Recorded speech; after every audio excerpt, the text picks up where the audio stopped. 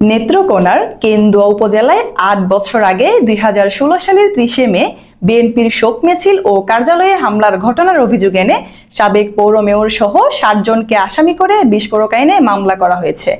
নেত্রকোনা জেলা বিএনপির সদস্য সচিব রফিকুল ইসলাম হিলালির গাড়ি চালক মোহাম্মদ জামাল উদ্দিন মামলাটি করেছেন বলে জানিয়েছেন কেন্দুয়া থানার ওসি মিজানুর রহমান। বিস্তারিত জানাচ্ছেন সোহেল রেজা।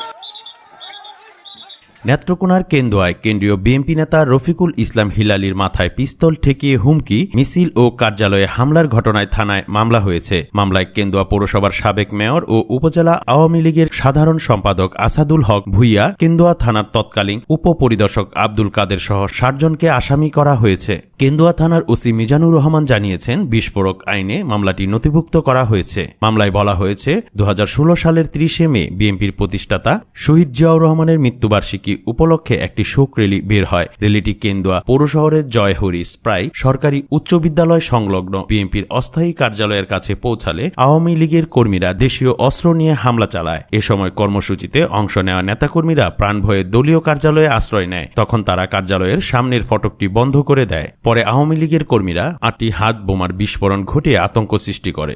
অতর্কিত এ হামলা ও ভাঙচুরের ঘটনায় প্রায় ১৬ লাখ টাকার ক্ষয়ক্ষতি হয়। এ সময় বিএনপির কেন্দ্রীয় নির্বাহী কমিটির সদস্য ও জেলা বিএনপির সদস্য সচিব ডক্টর রফিকুল ইসলাম হিলালিকে জামার কলার ধরে মাথায় পিস্তল ঠেকিয়ে হত্যার ভয় দেখানো হয়। আসামিদের গ্রেপ্তারে পুলিশ অভিযান চালাচ্ছে বলে জানিয়েছে ওসি মিজানুর রহমান।